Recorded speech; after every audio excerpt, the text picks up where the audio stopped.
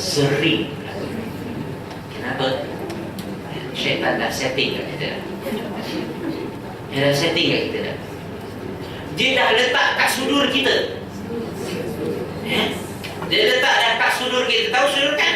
Itu tempat yang berbolak-balik semua tu. Semua perkara tu dia dah simpan dah. Dan dia ada karat dia. Dia dah ada pada karat dia. Oleh itu tuan-tuan, ketika dia pun terikat. Di bulan puasa tu karat tu ada. Maka itulah tuan-tuan, walau kita masih lagi was-was, kita masih lagi ada bisikan-bisikan tersebut sebab dia dah ada dah. Chip dia kat sana. Program, dia dah program kita dah. Jadi tuan-tuan, saya nak tegaskan di sini ketika sudah ada niat baik tadi itu tuan-tuan, yang ikhlas tersebut tunaikan. Kalau boleh lagi cantik tuan-tuan, tunaikan segera. Jangan tunda-tunda. Tunaikan segera. Apa yang menyebabkan lagi tuan-tuan? Yang menyebabkan di antara amalan tuan-tuan itu akan mantap di sisi Allah selain tunaikan segera tuan-tuan, yang perlu tuan-tuan adalah buat senyap-senyap je. Lagi orang tak tahu lagi bagus. Inilah tuan-tuan yang kasih sekalian. Jangan harapkan ini manusia tuan-tuan. Biasa manusia dia akan nilai hasil. Kenapa dia? Apa yang akan dinilai oleh manusia tuan-tuan? Hasil. Selalu yang dia akan nak, hasil macam mana? Kalau kita buat program tuan-tuan, Berapa peserta? Kalau dia dapat peserta tuan-tuan tidak memberasakan, lah ustaz lepas ni tak payah buat lah. Tengok respon orang macam ni je. Dia tengok hasil. Tuan-tuan kasih sekalian, Allah tidak tengok pada hasil. Dia tengok kepada usaha dan niat di sebalik usaha kita tadi itu. Ini dia perhatikan. Contoh tuan-tuan, ada program di antaranya tuan-tuan kasih sekalian yang baru nak buka macam kuliah, dan dia memang nak, Ustaz, kelas Ustaz ramai dekat Ufran Ustaz. Saya nak bawa Ustaz kat tempat saya, boleh tak? Tapi saya takut Ustaz hanya berapa orang je. Ustaz boleh datang ke? Macam program macam ni kan ramai kan. So dia kata tuan-tuan, sebab dia tempat dia baru lagi, nak Ustaz, tapi saya niat memang nak aktifkan program kat tempat saya. Sayanglah Ustaz, tempat saya ada tapi orang tak ada. Orang tak ada, program tak ada. Saya rasa nak aktifkan, nak buatlah satu program Ustaz. Boleh ke Ustaz datang? Tapi takut hanya bawa orang je Ustaz. Biasa tuan-tuan, saya suka kalau ada tempat bagus. Saya suka. Saya meneroka. Mudah-mudahan dengan apa yang baru saya buat tu, nanti datang orang sambung apa yang kita buat. Sebab tuan-tuan, di antara amalan tuan-tuan kena jadikan apa namanya itu, yang tuan-tuan perlu selalu buat adalah itu tuan-tuan orang yang pertama buat. Pioneer.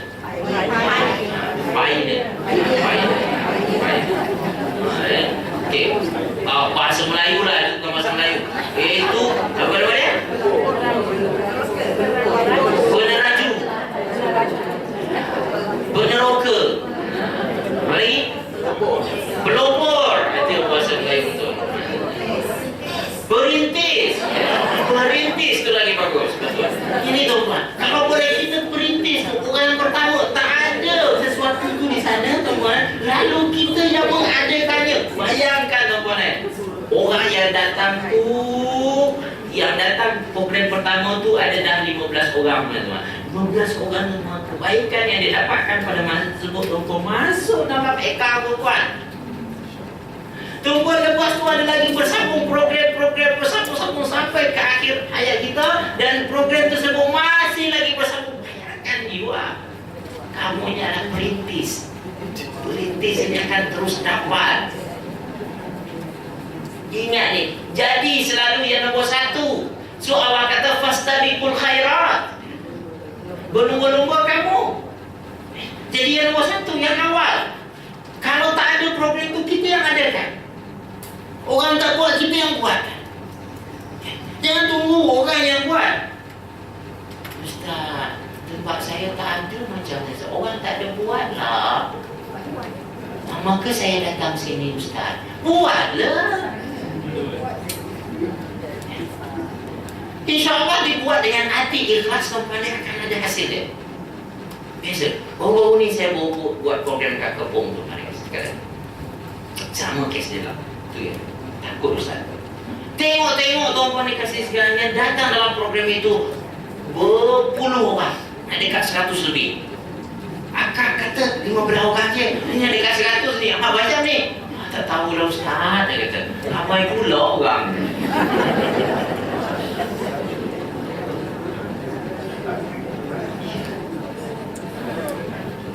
Kita tak tahu tuan-tuan sekarang. Ketika kita ikhlas buat tuan-tuan, kita hasil dia serah pada Allah Subhanahu Wa Taala. InsyaAllah dengan keikhlasan kita tu Allah akan lihat amalan kita tu, perhatikan amalan. Ini dia sokong, dia akan bantu. Kalau memang baik tuan-tuan, dia akan sokong bantu tuan-tuan. Itu maka Nabi pada waktu perang Badar, pada bulan puasa dia buat pada tahun kedua hijrah tuan-tuan. Nabi waktu itu hanya 315 orang sahaja. Akan tetapi musuh-musuhnya daripada kafir Quraisy pada waktu melihat seolah-olah Nabi itu ada 5,000 tuan-tuan. Ya, Allah gandakan. Apa sebab? Ini. Bagaimana Rasulullah meminta kepada Allah Subhanahu, berdoa dia, bukankah sebelum malam, sebelum perang tersebut, Nabi berdiri berdoa kepada Allah Subhanahu Wa Taala. Itu iyyaka nasta'in itu. Tengok hasilnya. Ya, habis orang-orang kafir Quraisy. Ini keyakinan itu. So dengan iyyaka nasta'in tuan-tuan, jadikan amalan tuan-tuan. Makanya tuan-tuan, tak ada yang pesimis ataupun tuan-tuan yang putus asa orang Islam tuan-tuan ketika melakukan satu kebaikan. Dia akan sentiasa optimis, akan melihat ada je peluang, ada je kesempatan. Ya, buat je lah. Ya, so apa tuan-tuan manusia lihat hasil, tapi Allah lihat niat dan usaha kita. Dan tuan-tuan nak buat untuk siapa? Untuk manusia ke untuk Allah? Ingat, kita iyyaka na'budu wa iyyaka nasta'in. Yang mana semua itu adalah kita nak peruntukkan untuk Allah. So tuan-tuan, jadikan standard ukuran Allah ini yang acuan kita. Siapa dia? Biarlah saya buat, hasil nanti aku serah kepada Allah. Kalau saya nampak hasil tidak memberangsangkan, aku terus buat. InsyaAllah satu hari dia akan nampak hasil dia. Itu. Baik, tuan-tuan kasih sekalian, ada Nabi bersabda tuan-tuan. Allah menyukai hamba-hamba yang bertakwa, yang tidak berharap kepada makhluk dan tidak ingin terkenal dan tidak terkenal. Ada glamour, popular, tapi dia berbuat sesuatu amalan yang orang tak tahu. Senyap-senyap dia bantu orang, senyap-senyap dia buat satu kebaikan yang kalau orang tahu sebenarnya boleh keluar TV satu Malaysia. Maksudnya lah, sepatutnya. Tetapi tuan-tuan dia buat secara senyap-senyap, diam-diam tuan-tuan. Ya. Orang tak tahu. Kalaupun tahu, orang-orang yang berkenaan je lah. Ya. Tetapi mereka ini popular dan glamour di atas sana.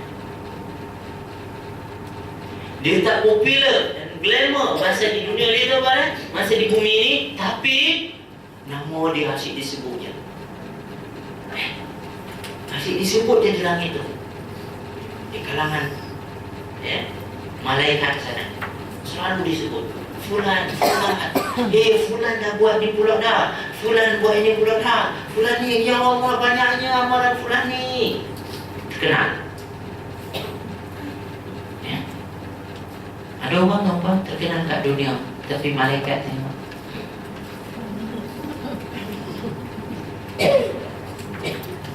tengok dia paling tak. Ya. Jadi ini tuan-tuan.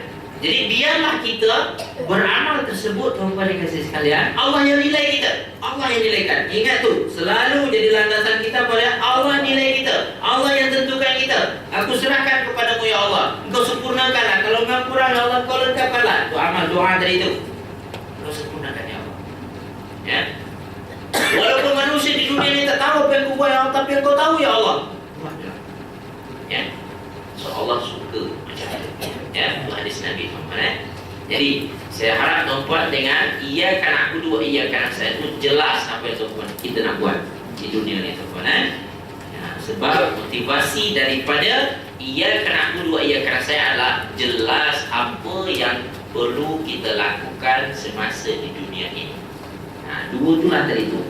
Jadikan semua amal usaha kita ibadah kepada Allah Subhanahu wa taala. Dan kita lengkapkan dan mantapkan ia dengan apa? Dengan doa kepada Allah Subhanahu Wa Taala.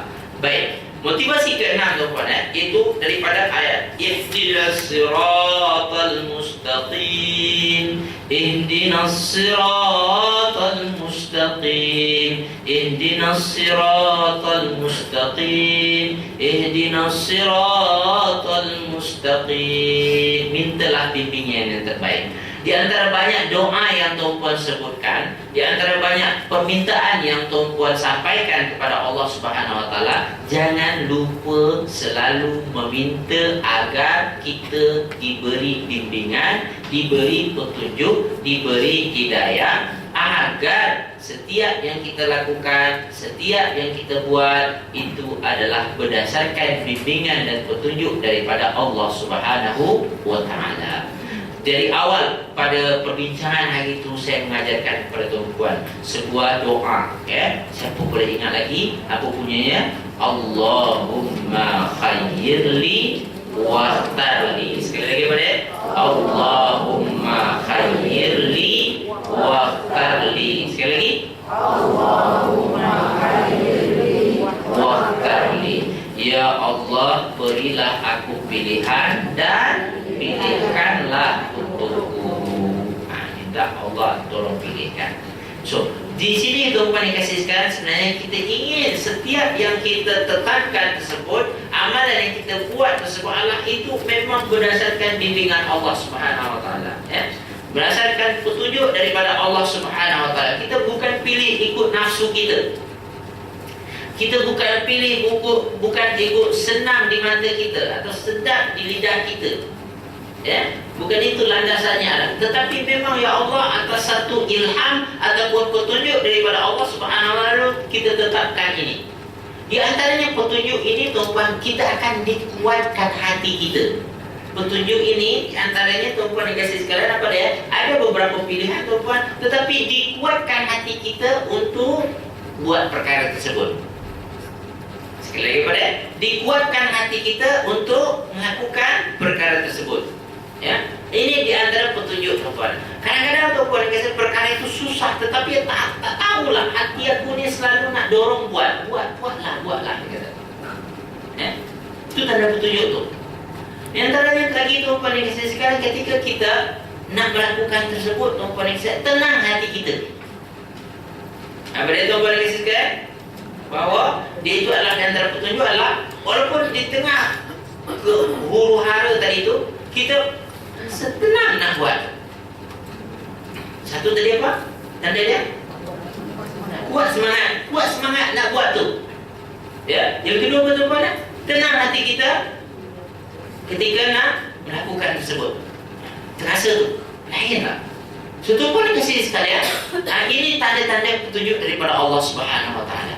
Ya, jadi tuan-tuan dikasih sekalian, Abdullah bin Salam bermimpi tuan-tuan. Dia adalah dahulunya seorang Yahudi tuan-tuan. Beliau dahulu seorang Yahudi, ya. Lalu dia bermimpi. Dalam mimpi dia itu dia diperintahkan supaya melalui satu jalan yang lurus.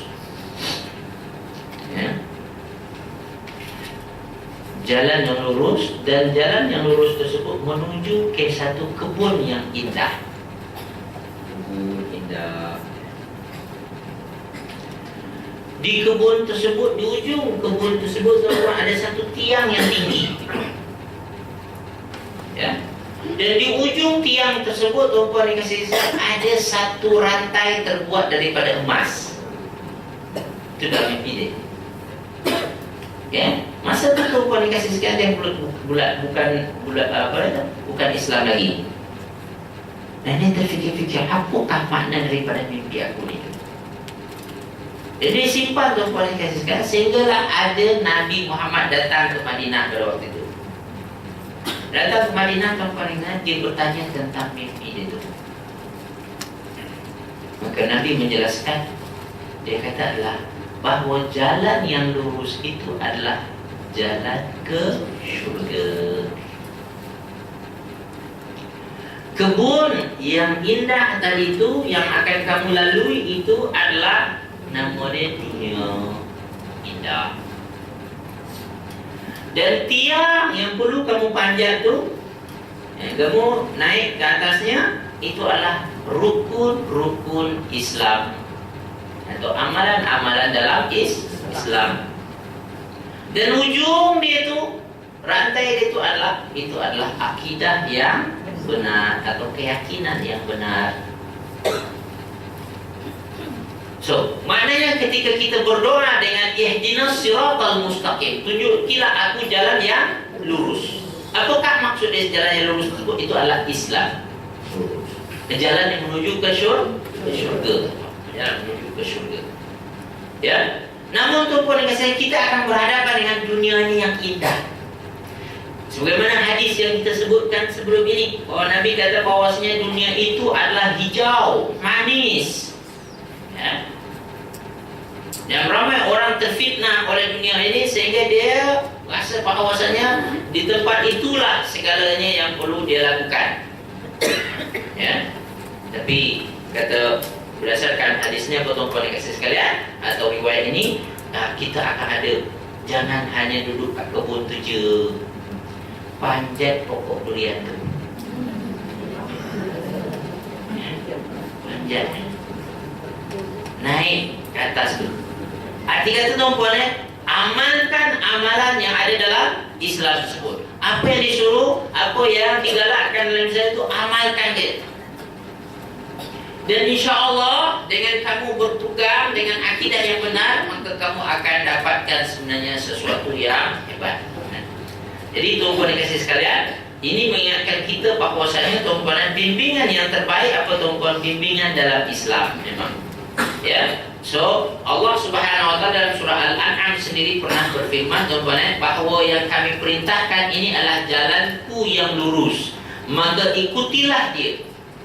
Dan janganlah kamu mengikuti jalan-jalan yang lain, kerana jalan-jalan itu mencerai-beraikan kamu daripada jalannya. Yang demikian itu diperintahkan Allah kepada kamu agar kamu bertakwa.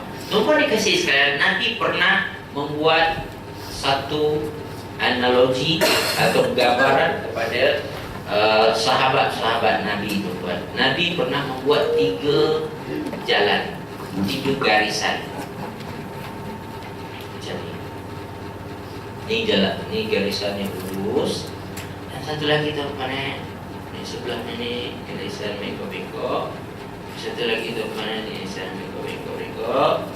Dan tuan-tuan kasih sekalian, kata Rasulullah, dia ditunjuk kat sini, inilah ihdinas siratal mustaqim. Inilah ihdinas siratal mustaqim. Inilah jalan yang lurus itu. Inilah jalan yang lurus itu. Maka sahabat bertanya, apakah dia ini ya Rasulullah? Inilah namanya Islam itu. Ya. Baik. Tuan-tuan dikasih sekalian, so itu jalan lurus Islam. Tetapi tuan-tuan dikasih sekalian, ini perlu kita minta selalu, tuan-tuan. Kita mohon kepada Allah Subhanahu wa taala. Dan Islam itu ditunjukkan oleh siapa dia? Dicontohkan oleh siapa? Oleh Rasulullah sallallahu alaihi wasallam. Rasulullah tunjukkan. Maka Kata Rasulullah SAW juga, wa khairul huda huda Muhammadin. Sebaik-baik petunjuk adalah petunjuk Muhammad. Sebaik bimbingan Muhammad. Ya. Maka ikutilah Muhammad, maka kita akan dapatkan petunjuk yang terbaik. Kasih sekalian. Baik, tuan-tuan kasih sekalian, kita akan sambung pada hadis yang lain, hadis Bukhari dan Muslim juga, tuan-tuan. Akan ramai orang nanti, tuan-tuan dikasih sekalian, pada satu zaman yang katakan ada asap atau dukhan, yang mana pada waktu itu pada tuan-tuan, qaumun yastannuna bighairi sunnati wa yahduna bighairi hadi ta'rifu minhum wa tunkiru. Kata Rasulullah SAW, akan ada suatu kaum yang mengikuti sunnah selain daripada sunnahku, iaitu jalan selain daripada jalanku, dan mengambil petunjuk selain daripada petunjukku, maka kamu dapat mengetahui mereka dan kamu akan mengingkarinya. Itu kata hadis Rasulullah SAW. Maknanya kita perlu ikut sunnah Rasulullah Sallallahu Alaihi Wasallam. Baik, tuan-tuan dikasih sekalian, saya ingin masuk pada motivasi yang ketujuh terus. So, motivasi yang keenam tadi apa?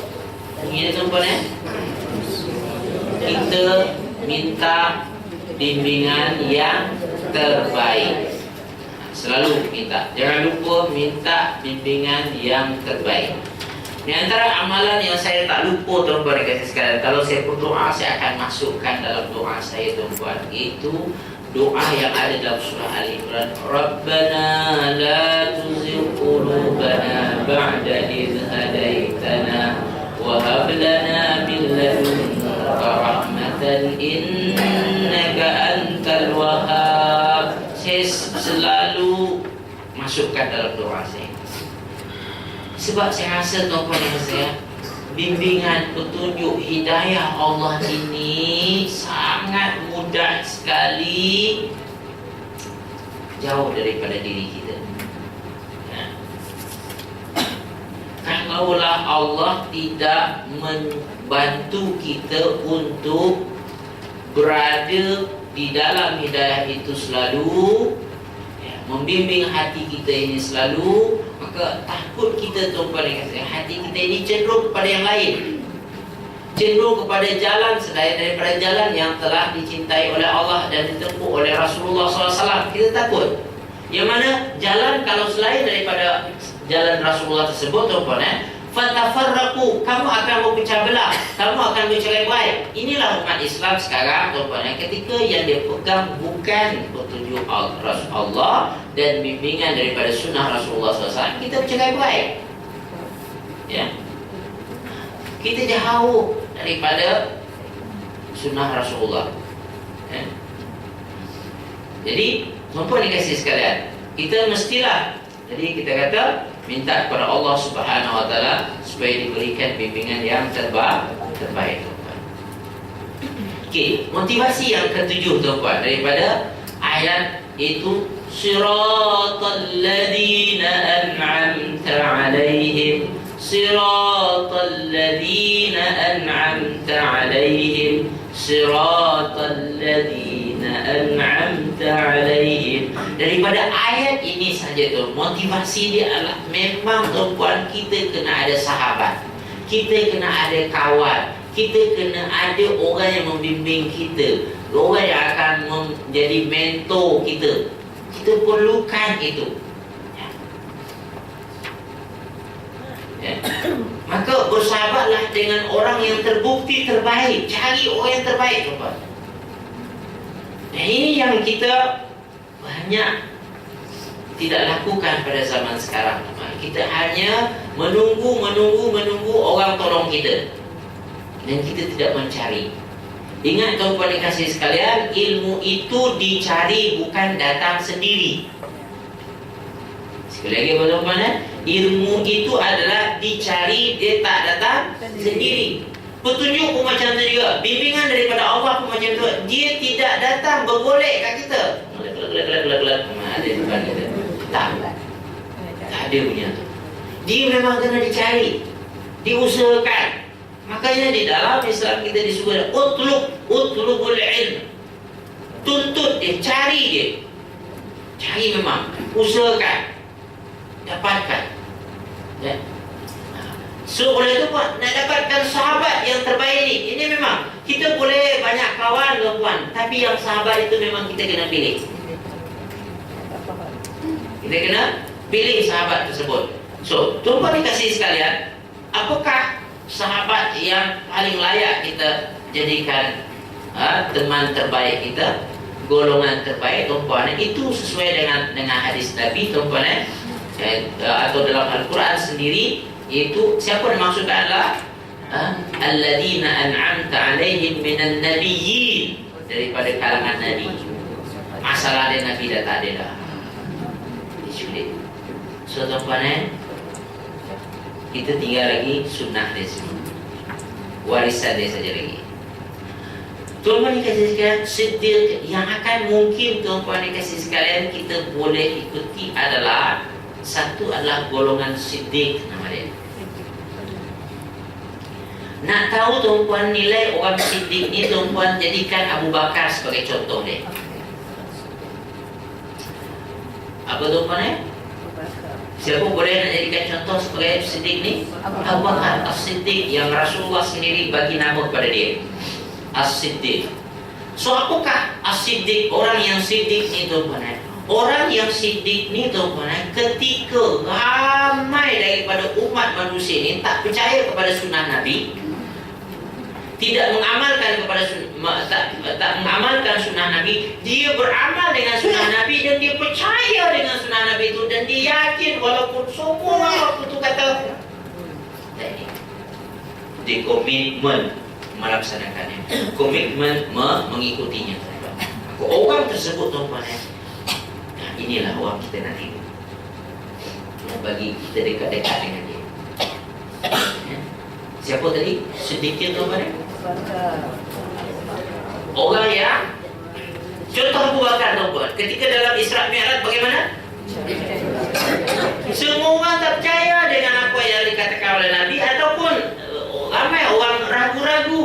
Umat Islam pada waktu ragu-ragu, betul ke Nabi pergi ke Baitul Maqdis satu malam dan bukan hanya setakat saja dia kata dia pergi naik langit, kata. Naik langit boleh lah, tapi naik ke langit dia kata, susah nak percaya. Semua ni kasih sekalian. Tapi Abu Bakar sini dia tanya, siapa yang cakap macam tu? Rasul Muhammad cakap. Kalau memang Muhammad yang cakap, dia kata, aku percaya dengan apa yang dia kata, aku membenarkan apa yang dia kata. So zaman sekarang macam ni, acuan kita tuan-tuan adalah sunnah Nabi. Kalau sekiranya tuan-tuan ada orang kata, Ustaz, ada orang pendapat macam ni Ustaz, pendapat tu mana asalnya? Ada dalam sunnah Nabi. Kalau memang itu sunnah Nabi, saya percaya. Nabi, sunnah Nabi itu dulu. Sekarang ni tuan-tuan, ramai orang tuan-tuan, dia dulu ke mana? Pendapat orang. Sedikit tuan-tuan, dulu kan pendapat Nabi dulu, sunnah Rasulullah dulu. Sebab apa? Itu yang betul. So sedikit. Siapa kita nak cari? Siddiqin, orang betul-betul pegang dengan sunnah Nabi Muhammad sallallahu alaihi wasallam. Kita susah nak cari, Ustaz. Okey, tak apa. Tuan-tuan dikasih sekalian, yang ketiga tuan-tuan yang mungkin boleh kita cari adalah iaitu syahid, syuhada. Ini pun lagi lah Ustaz.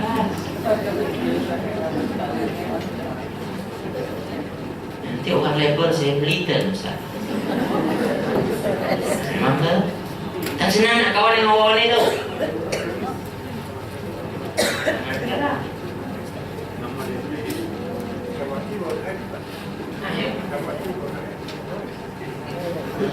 Dia tuan-tuan lagi sekian, di sini adalah kita ada tanda-tanda orang yang mati syahid. Sebenarnya pada tak senang memang mati syahid, tuan-tuan. So mati syahid ni ada persiapan dia. Jiwa orang yang nak mati syahid ni, tuan-tuan, jiwa yang bersih juga ni. So dia dah jaga dah amalan dia, tuan-tuan sekalian. Pas tu pun dia memang ada niat buat membara lah, ya. Tapi tuan-puan dan kasih sekalian, cerita benda ni zaman sekarang, tuan-puan, orang boleh salah faham tau. Orang boleh salah faham. Dan oleh itu, tuan-tuan faham-faham je lah. Ya, faham. Ya. So, saya cerita yang paling minimum yang tuan-puan boleh dapatkan adalah orang-orang soleh. Yang keempat, ini orang yang ramai. Maka saya buat macam piramid. Itu yang pada itu, yang paling ramai yang tuan-puan jumpa pada ini. Inilah peluang yang ada pada kita sekarang. Ya, kena cari orang-orang yang soleh. Orang yang soleh ni bagaimana, tuan-puan dikasih sekalian? Ya, apa kita lakukan, tuan-puan, pada golongan yang soleh ini, tuan-puan kenali mereka, ketahui mereka, ya, ketahui mereka, kenali mereka. Dan tuan-puan dikasih sekalian, orang yang soleh ini duduk dengan mereka, bersahabat dengan mereka, terasa, tuan-puan dikasih sekalian. Duduk sahabat dengan dia, kawan dengan dia. Ya? Sebab tuan-puan, orang yang soleh ni betul, kita nampak je dengan dapat je muka dia, tuan, semangat membara muncul. Nampak je dia. Sebab muka dia tu jernih. Kita dah mulai terasa tu, dia jelasnya orang ni. Dia ada aura dia, orang kata, cahaya dia tu, ya, orang soleh. Jadi tuan-puan, ketika kita duduk dengan dia, berbual-bual, tuan-puan, ketika berbual, tuan-puan, dengan dia, tuan-puan, kata-kata dia itu semuanya mengingatkan kita kepada beramal lebih hebat lagi. Kita merasa dengan amalan kita yang kita buat sebelum ni tak seberapa. Duduk dengan dia, dengan perkongsian dia, cerita kalau bab solat, cerita tentang bab solat. Aku mau melalui cerita tersebut, tuan-tuan dikasih sekalian, kita rasa solat yang kita buat ni apa dia?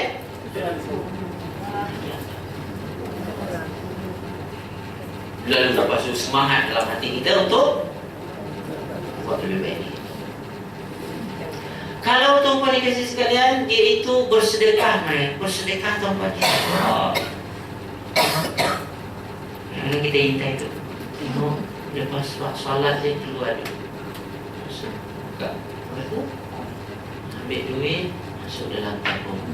Itu rasanya setahun tabung tu dia berapa kali je sentuh je. Dia hampir tiap solat. Tuan-puan, di antara amalan, tuan-puan, Allah kata, wa aqimus salata wa atuz zakat. Orang-orang soleh ni, tuan-puan sekalian, dia akan solat, lepas tu diiringi zakat. Kalau buat amal nak bagus, tuan-puan, pas solat tu, kat masjid tu, ambil lah 50% kat poket tu, sikit tak apalah. Ada orang nampak, tuan-puan, ada orang yang tuan-puan nampak macam ni tak? Ada kan? Ini solat je, masuk. Kita tengok, tuan-puan, biasa. Loh, aku pun ustaz, kerana lupa juga.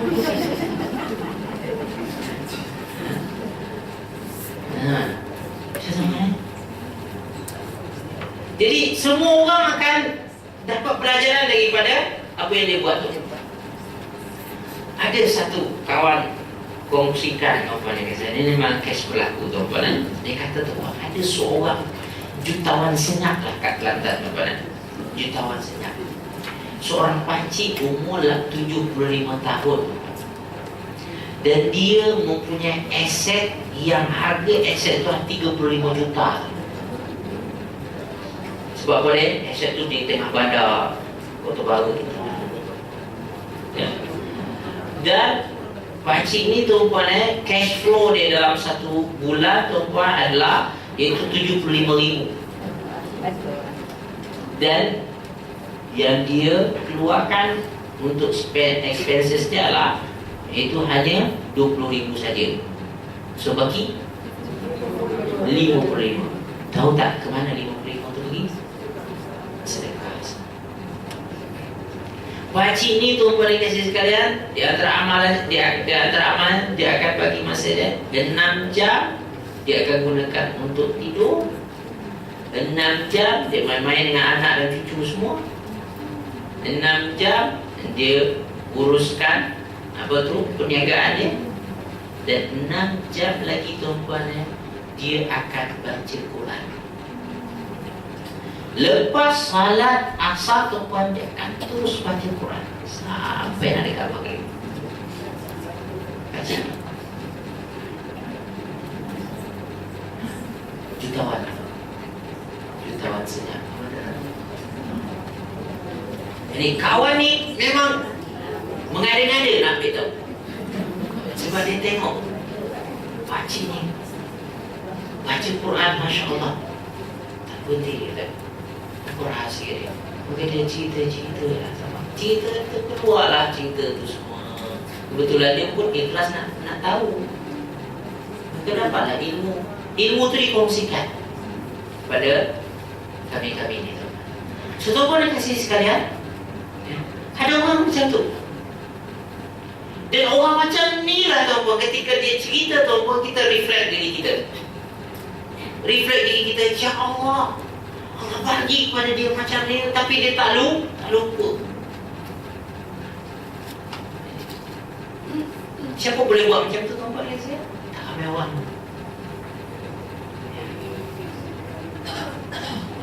So tuan-tuan duduk menyembang dengan pakcik tadi tu, dapat ilmu kita, dapat satu suntikan untuk kita beramal lebih. Tu orang saleh nama dia, bukan Haji Saleh ya, orang saleh. Maka dengan orang ni tuan-puan dikasih duduk-duduk dengan mereka, raja-raja lah duduk dengan dia, menyembang dengan dia, tuan-puan dikasih sekalian. Apa yang tuan-puan kena? Tuan-puan kena apa nama itu? Cuba untuk congkil amal-amal dia yang special. Apa tu? Amalan dia.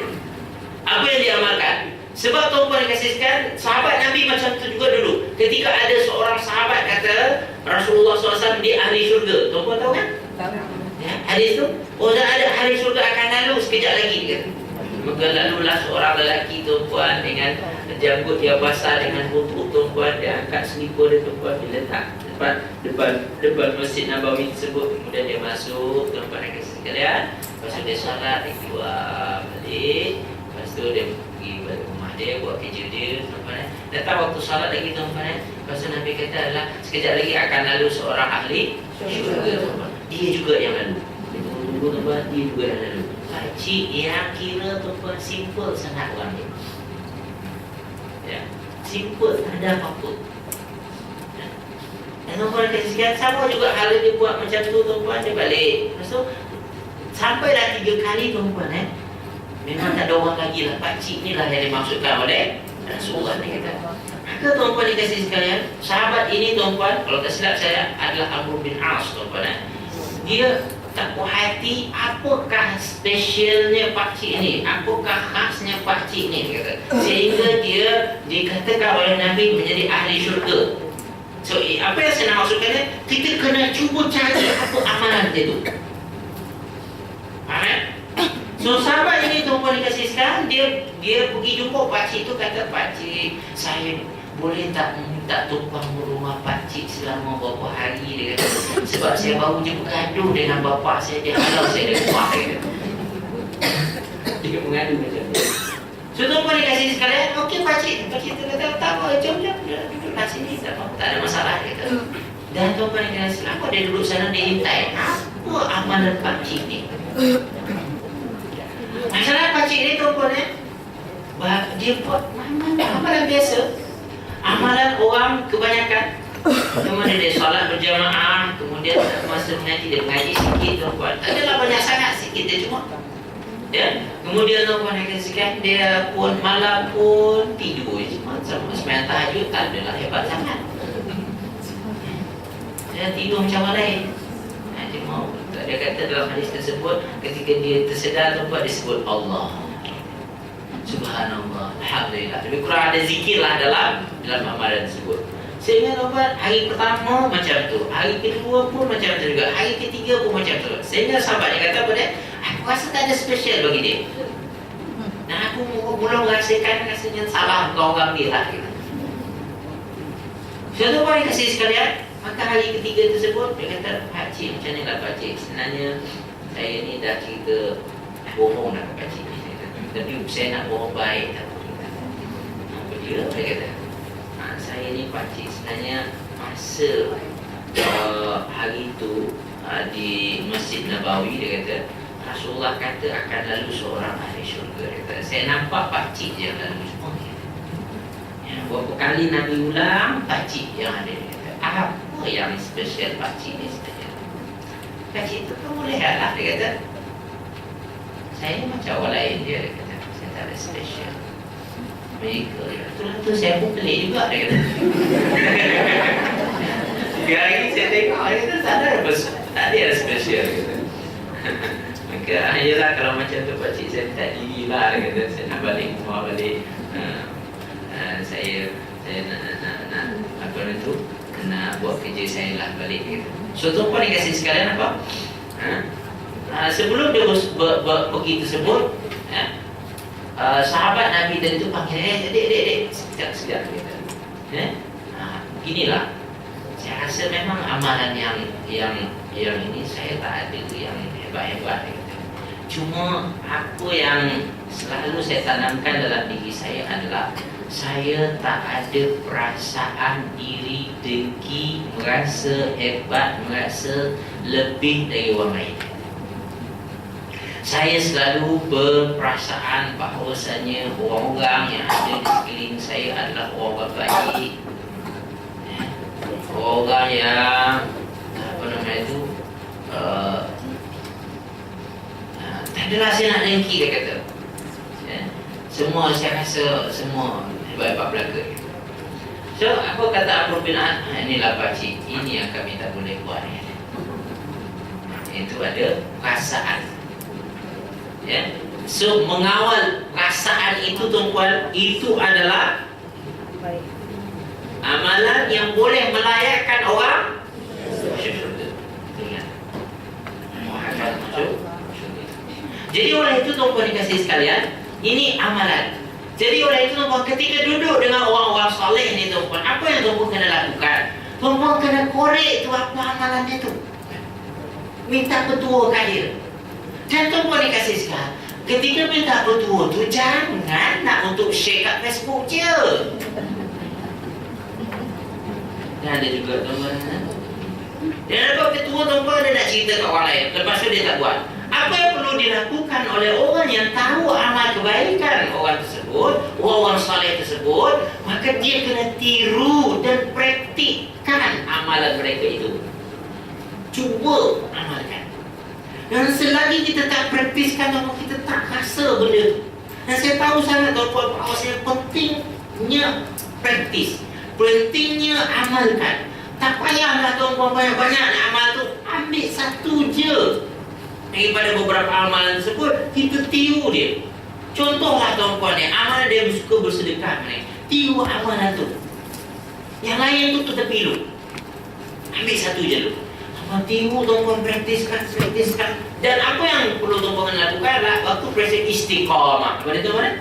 Istiqamah. Itu berterusan, terus lagi tuan-puan. Maka dengan istiqamah tersebut Allah Subhanahu wa taala akan akan campakkan kepada kita satu perasaan yang dinamakan perasaan manis terhadap amalan tersebut. Kita rasa kesan dia tersebut pada diri kita, teman. Ketika kita rasa kesannya pada diri kita tersebut, teman, inilah yang dinamakan dengan manisnya beramal.